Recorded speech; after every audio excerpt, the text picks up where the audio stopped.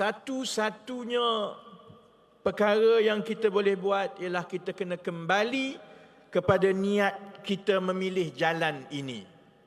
Bahawa ini adalah kebajikan kita untuk melindungi dan mengupayakan yang lemah dalam masyarakat dan di kalangan kita tanpa mengira latar belakang kaum dan agama, supaya tidak ada dalam masyarakat kita yang tertinggal dan di belakang akibat berlaku ketidakadilan di kalangan kita. Cuma cabaran kita sekarang sangat berbeza. Dulu saya sebut kemahiran yang diperlukan adalah untuk mengaturkan demonstrasi, menggembeling suara rakyat untuk bawa. Kini kita ada cabaran-cabaran baru, iaitu bagaimana kita nak menterjemahkan hasrat membantu rakyat itu dalam bentuk dasar-dasar yang mampan. Dalam bentuk pelaksanaan tata kelola kerajaan yang meyakinkan rakyat dan pelabur, dan dalam bentuk program-program yang akan melonjakkan kebajikan rakyat.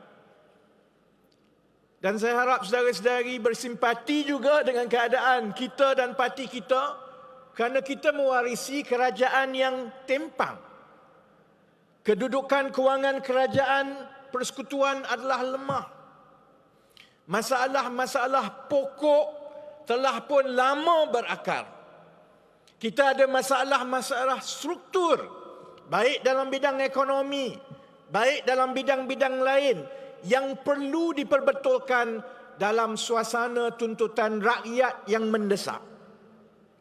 Saya nak bagi perumpamaan lah. Dia sama macam kita mewarisi satu rumah daripada penghuni sebelum itu, dan rumah itu telah rosak. Tiang tu dah kena makan dengan anai-anai. Lantai dia berlubang-lubang dan dah rapuh.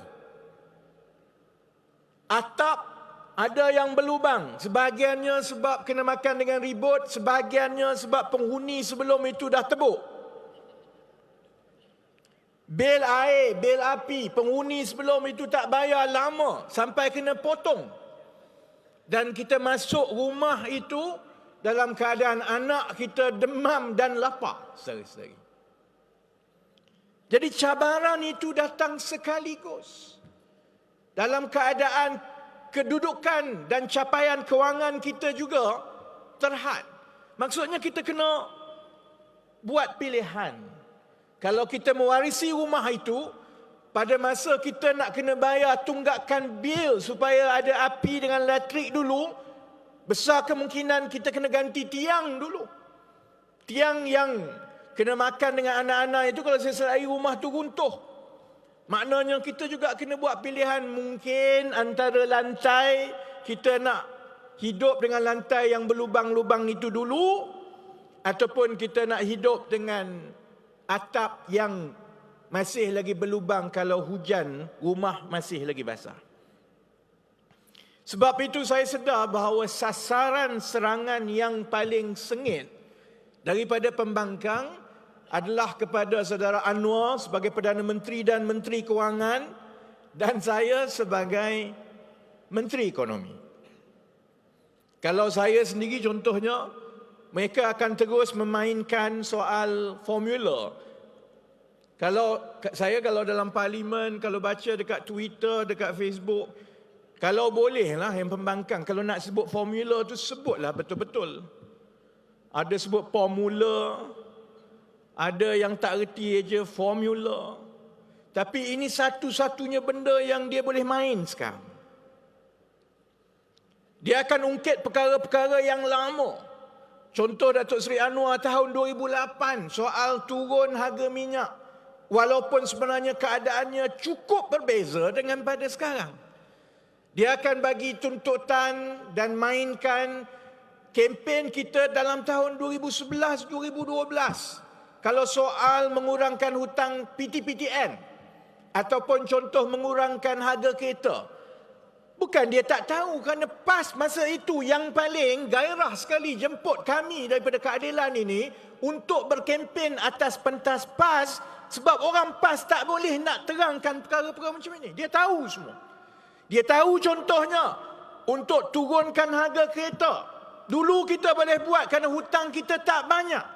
Sebab untuk turunkan harga kereta, kita kena kurangkan dan lama-lama hapuskan cukai excise yang dikenakan kepada kereta. Masalahnya kita sekarang ada hutang 1.5 trilion yang mereka tinggalkan. Jadi mereka kena pilih. Sebab itu kadang-kadang saya lawak dalam parlimen, orang selalu sebut kepada saya, boleh tak kalau pembangkang ni dia akan bangun, dia kata, Tuan Yang di-Pertua, boleh tak minta Menteri Ekonomi jawab baik-baik, jangan provok kami. Macam mana aku nak tak provok ke nak jawab baik-baik? Sebab mereka selalu gairah bangun peraturan 3612, Menteri mengeluarkan kenyataan yang mengelirukan. Selalunya mereka yang terkeliru.